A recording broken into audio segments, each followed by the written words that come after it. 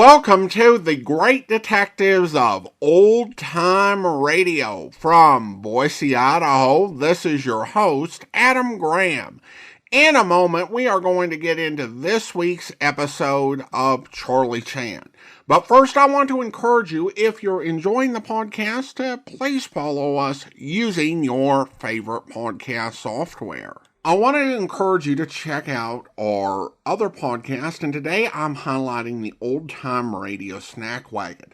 Now, I've actually put the Old Time Radio Snack Wagon on its summer hiatus, but unlike past hiatuses, we are posting encore episodes from our first season. So you can enjoy a sampling of some of our earliest Old Time Radio snacks, which are old-time radio programs and excerpts from a wide variety of different genres, including drama, comedy, music, and more.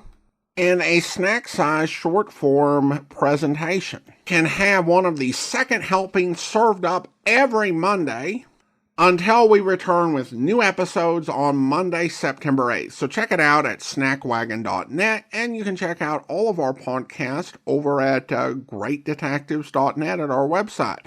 But now, here are episodes 33 and 34 in the Landini murder case, Proclamation and Landini's Diary.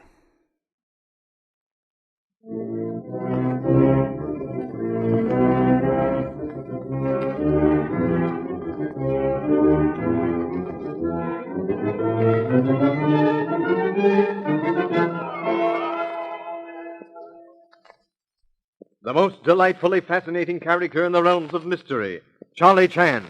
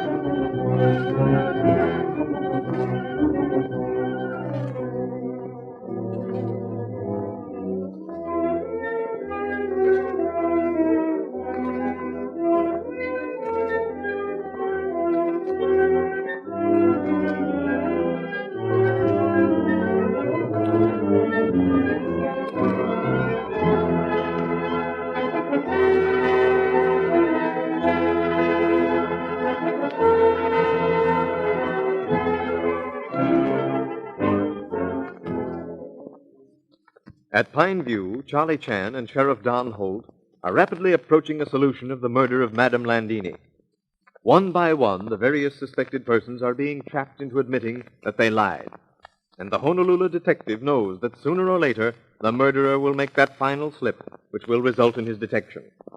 The inspector, seeking in his mind a reason for John Ryder's unnecessary lie of the day before, walks into the study to find Romano and the sheriff talking, while Leslie Beaton, seated by the window, appears immersed in a magazine. Ah, Mr. Romano. Did not know you were in study. Romano has been pleading with me, Inspector, to allow him to go to New York. You see, Mr. Chen, I have been speaking with, an attorney. He tells me, Mr. Romano, you do not have to remain at the Pine View. If the sheriff or Inspector Chan wish to arrest you, that is different. But they cannot order you to remain.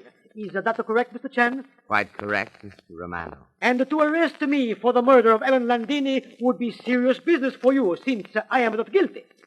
It would be, as you say, serious business. Then I do not see any necessity for remaining. I shall leave Pine View. But, Mr. Romano, that would be very dangerous for you. And you see, Mr. Romano, I should feel very guilty about permitting you, a great opera impresario, to walk blindly into danger. What do you mean, Mr. Chan?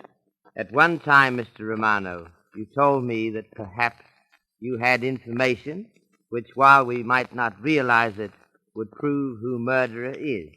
Do you recall? Yes. Yes, that is true. And you must also realize that while we may not know what that particular piece of information is, Most certainly the murderer does. Yes, I agree. And further, Mr. Romano, since Dr. Swan was killed because he knew too much, we cannot afford to have the same thing happen to you. So we must request that you remain at Pine View in order to protect you. But you cannot force me to stay. I'm afraid yes, Romano. We shall not arrest you for murder of opera singer, merely arrest you as material witness, whom we are afraid may fall victim to murderer who has already perpetrated 2 vicious killings. But, Mr. Chen, Surely, Mr. Romano, you would not bring suit for false arrest when the arrest we contemplate is only for your protection. What do you think, Sheriff? I think you're right, Inspector.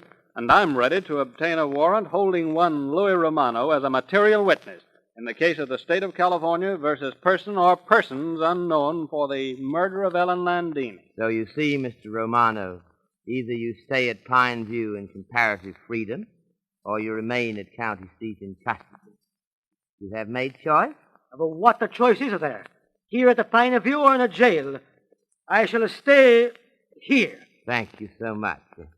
And before you leave, Mr. Romano, have you thought, carefully remembering that if you have information which you have withheld, even after arrest of guilty party, you will have to remain full duration of trial. If, however, you see fit to be truthful and to tell everything, you may go very quickly. Perhaps, who knows, tomorrow? Mr. Chen, there is Yes, only... Mr. Romano, there is. There is nothing more. I know nothing. I have told you. Yes, Mr. Romano, you have told us before. What I desire is that information you have withheld. I have nothing to say. Very well, Mr. Romano. You remain at Pine View. Close the door as you leave, please. Thank you so much. Boy, I thought for a minute he was going to break. Tell us something. So did I. I was sitting here by the window. He didn't see me, but I could watch every expression on his face. Romano is, what will one say, possessor of 100% poker face? He has lived long by outguessing his opponent. I shall speak with him again before he goes to bed. This time, I shall speak with him alone. Perhaps, who knows, little game of cat playing with mouse. But this time, Charlie Chan shall assume role of cat, not a timid mouse. Well, I hope you learned something. I had another call from the DA's office. Unless we show some results, their investigators will swoop down here like a bunch of vultures. But, Dom, they can't find out any more than you have. No, but if they find out half as much as we have, they'll have you, your brother, Romano, and our Singh all in jail before nightfall. Well, we can't all be guilty. No, but arrest, even if followed by complete exoneration, is painful experience. Much space is devoted in press to details of arrest and possible guilt, but less space is afterwards devoted to telling of vindication. Sheriff. Yes, Inspector? Ancient Chinese expression has it that when road behind is beset for dragons, it is better to risk swimming of mountain torrent ahead. We shall swim torrent. Yeah? Call the district attorney's office and say we shall have murder of Madame Landini under arrest within 24 hours. What? But, Mr. Chen... I'm serious.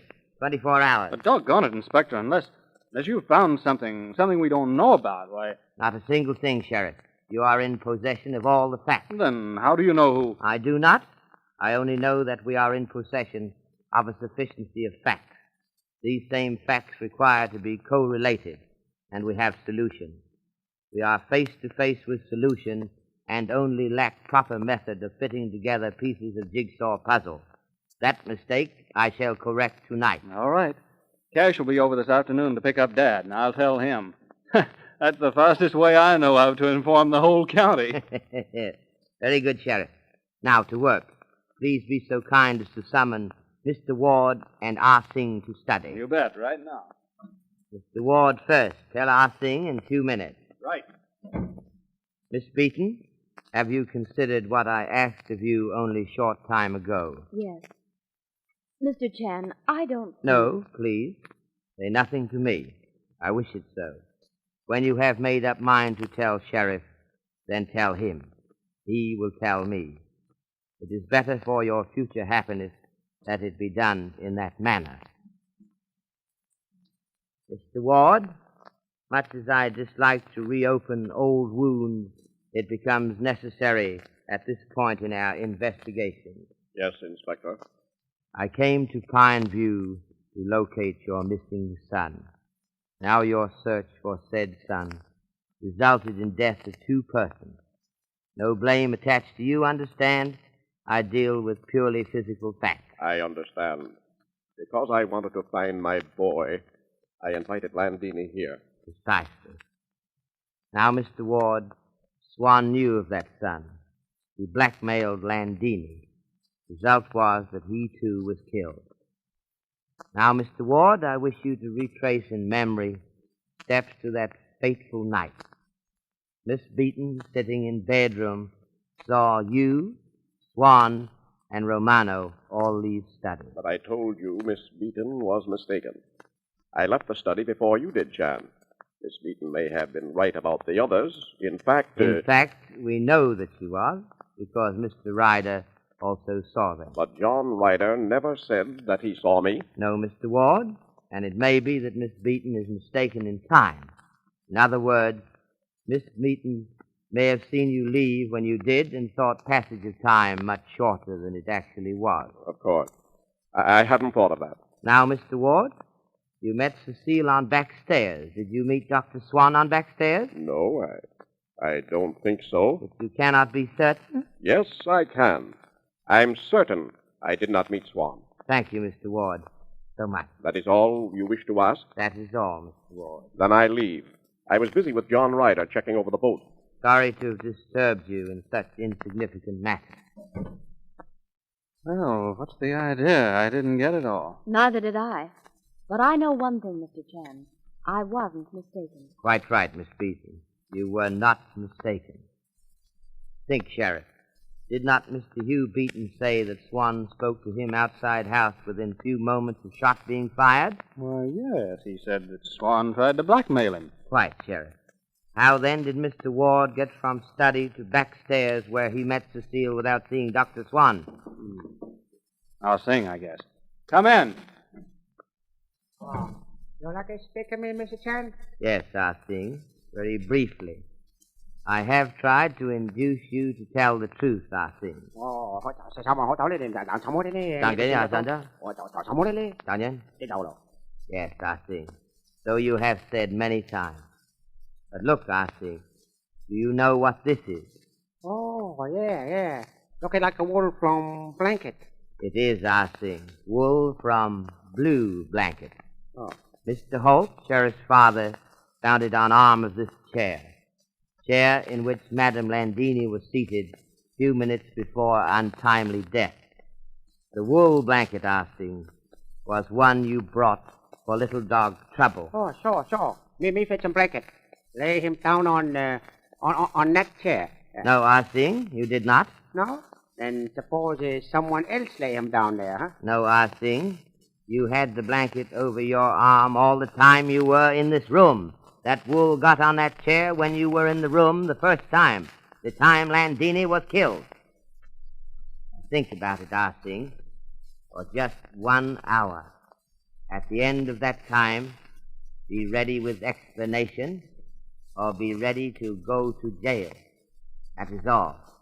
And again, thank you so much. Sheriff, I have summoned Cecile, Mr. Romano, Mr. Ryder, and Ah Sing to study. Yes?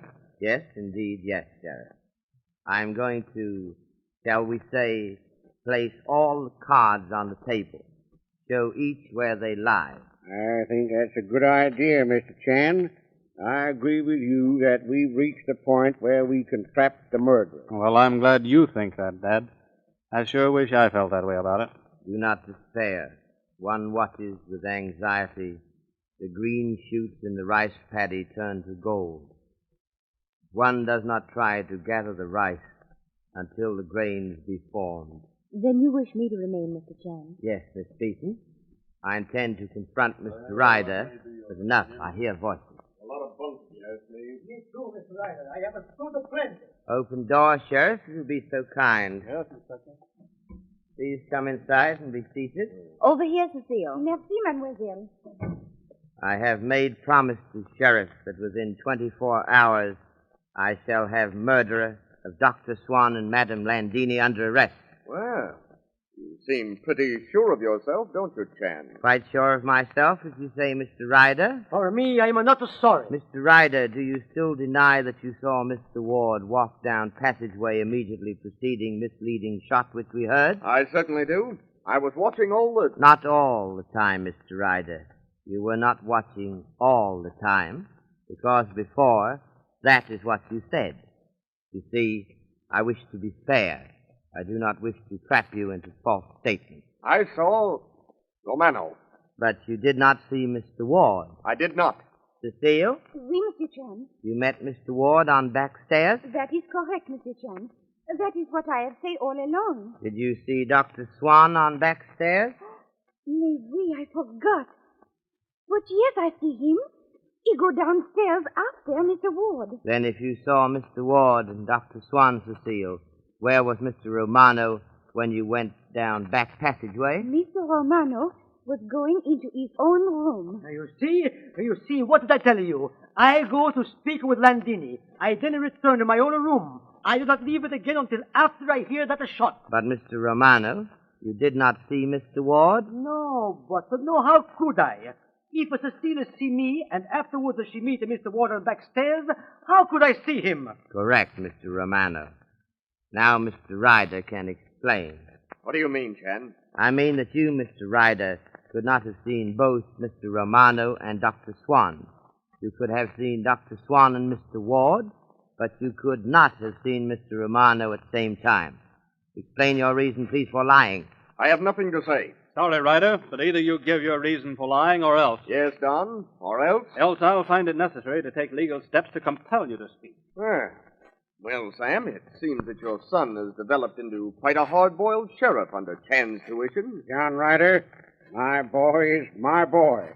But when he's sheriff of this county, he's Sheriff Holt. Miss Beaton, from where you were seated in your room, you could see Mr. Ryder in his room, is it not so? Yes, Mr. Chan. At the time you saw Dr. Swan in passageway, you saw also Mr. Ryder? I saw Mr. Ryder. I also saw you looking out the window. And you saw Mr. Ryder looking down hall? Yes, Mr. Chan. You see the uselessness of denying Mr. Ryder that you saw Mr. Ward. Yes, I admit it. And why did you lie? Because I saw Dudley talk to Ah Sing. I admit that I thought Ah Sing was guilty. I denied seeing Dudley because that meant denying seeing Ah Sing. And I had no desire to do anything that might incriminate Ah Sing. It was useless denial on your part, Mr. Ryder. Mr. Romano saw Ah Sing, as did Miss Beaton. Your denial only drew suspicion upon yourself, and to no useful purpose. But, Mr. Ryder, we must not forget the letter addressed to you, letter written by Madame Landini. When did you get that letter? I never saw the letter until you showed me the charred remains. That is your last word, Mr. Ryder? My only answer, Chan. That will be all, Mr. Ryder. You desire to leave. Thank you so much. Now, Miss Beaton, when you saw Ah Sing at study door, did he have blue blanket over arm? No, Mr. Chan. Cecile, when you saw Ah Sing, did he have the blanket? But yes, Monsieur Chan. He was carrying it as he went toward the study. Ah, thank you so much. Now, Mr. Romano, you said that you saw Ah Sing creeping from door to door. That time you were not easily impressed. Do you recall? Yes, I see Ah Sing. I tell you before, I tell you now. And he had blankets at that time? No, I do not think so. I am certain of it. He did not. Thank you. That will be all at present. You may all go. Cecile, you will tell Ah Sing to come to study, please. Maybe, Monsieur Chan. Thank you so much. There, Sheriff, we have correlation of facts. Ah Sing was seen by Cecile carrying blankets. Miss Beaton saw him when he was not carrying same. Romano also saw him without blankets. Which, as I see it, is definite proof that Ah Sing went into the study with a blanket, came out without it, went around to the balcony, killed Landini, and left via the balcony again. It would appear so, Mr. Holt. I am going to my room now. When Ah Sing arrives, send him to see me, please. With slow steps, Charlie Chan makes his way to his own room. The necessity of arresting Ah Sing weighs heavily upon him. He heaves a deep sigh as he seats himself at the desk and picks up the galley proofs of Landini's autobiography. He glances at the last chapter, chapter 28, and almost mechanically begins to read. After my marvelously successful season in Berlin, I came for a rescue stretcher on lovely Lago Maggiore. It is here, on balcony of the Grand Hotel A delle Barone, that I will write the concluding chapters of my book. Where could I have found a more beautiful setting? I gaze in turn at the aquamarine waters, the fierce blue sky, the snow-capped Alps. Not far away, I am enraptured by Isola Bella, with its fantastic palace, its green terraces of orange and... Oh, come in, please. Yes, Ah Sing, sit down. Ah Sing, 3 people saw you near study when you were supposed to be in other part of house searching for blankets. Oh. 1 saw you, Ah Sing, with the blanket. 2 saw you when you did not have blanket. Where was blanket when these latter 2 saw you? They made a mistake about all our things. Our thing not have blanket till he come to study. Me find you, stand there, and this is dead. I'm afraid, Ah Sing, the time has passed when that story can be believed. You realize, Ah Sing, that now I'm forced to arrest you. No can help. Arrest our thing? All right. No can do nothing. I do not believe that you killed Landini. But, Ancient One, I can do nothing. The evidence. Ông qua xin ra, sẽ cho xin muốn cầu xin ra luôn đó. Mà sao đó? Honorable Ah Sing, you have not reacted kindly toward my advances. I have nothing but friendship toward you, even now. While arrest is impossible to avoid, I would give you 1 chance. One chance? What you mean?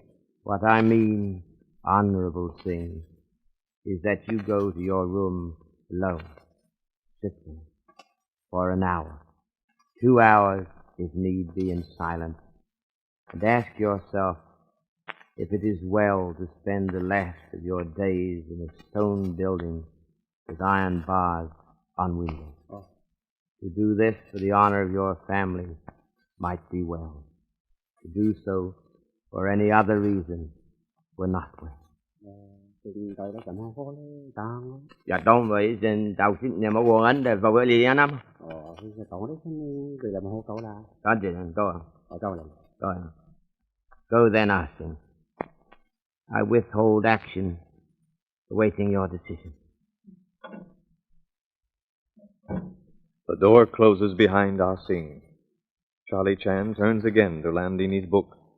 His small black eyes open wide as he reads on. His breath comes faster and a cry of satisfaction escapes him. Green terraces of orange and lemon trees, rising 100 feet above the lake. The thing that has always made life worthwhile for me. I must see Sheriff.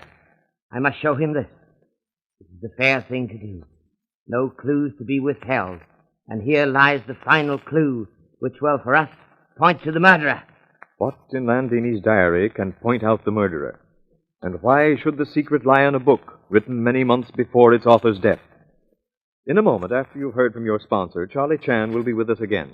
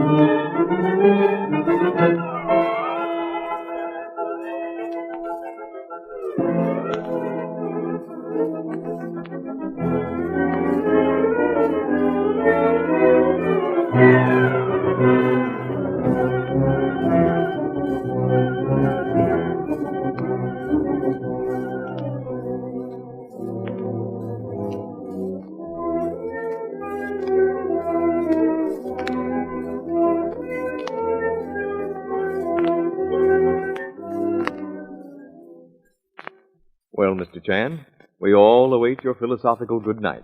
I have been thinking of discovery in Landini's autobiography. It reminds me of saying of Chinese emperor when told of incriminating letter written by his prime minister. Yes, Mr. Chan? The emperor smiled and said, "Give into my hand but 3 lines written by the most honest man of the empire, and I will find therein 6 reasons why he should be sent to the torture chamber." Sage counsel indeed, Mr. Chan. And a warning to think twice before signing your name. Quite correct, Mr. Wilson.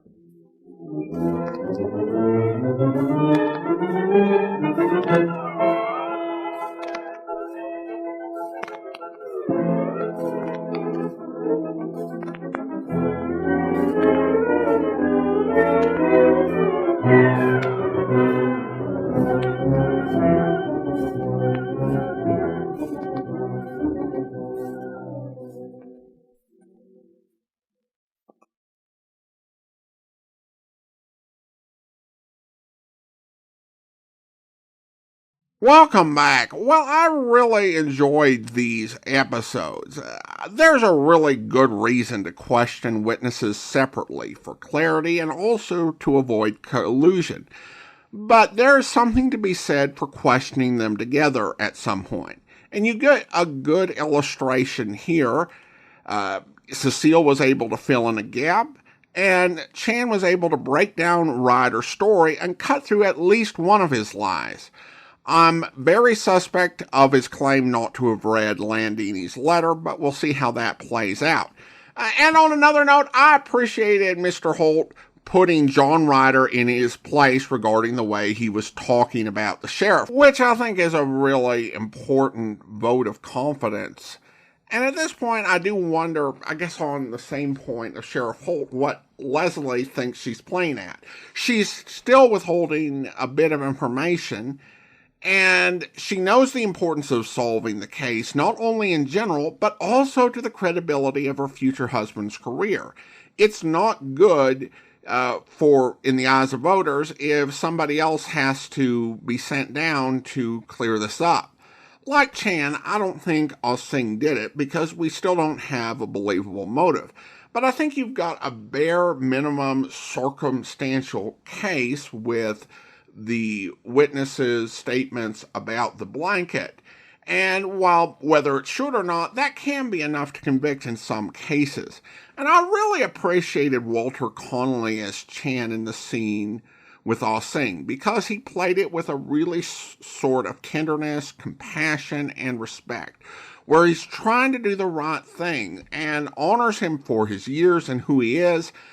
And I think that it's just a beautiful performance by Connolly. I do wonder whether the use of language was actual Cantonese or Mandarin, or if the actors ad-libbed it or tried to come up with something that sounded kind of like it. Of course, a very nice cliffhanger. I definitely want to know what Chan found in Landini's diary, but that'll have to wait till next week. Well, now we turn to listener comments and feedback, and we have another review on the Apple Podcast Store.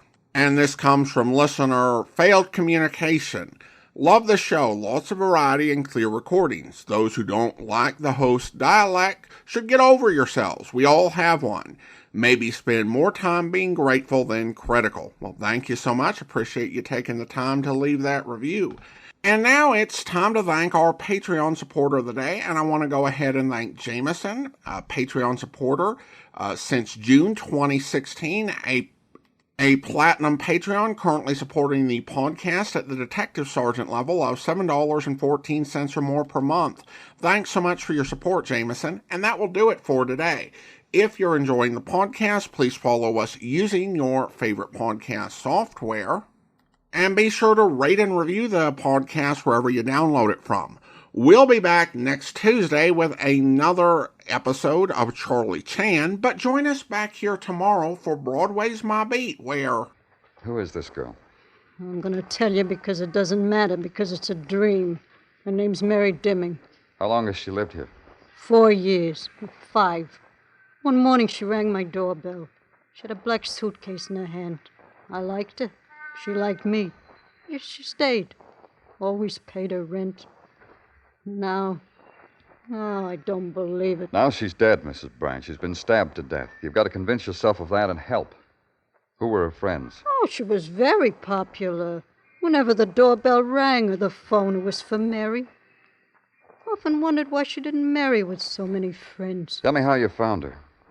Well, I brought Mary her coffee this morning. She didn't smile when she saw me. Something was wrong, I told myself. I shook her, and then I saw the knife. And then I said to myself, someone's going to come along and pinch me in this whole thing. But you called the police anyhow. I pride myself on presence of mind in any circumstances. I hope you'll be with us then. In the meantime, send your comments to box13@greatdetectives.net. Follow us on Twitter at Radio Detectives and check us out on Instagram, instagram.com/greatdetectives. From Boise, Idaho, this is your host, Adam Graham, signing off.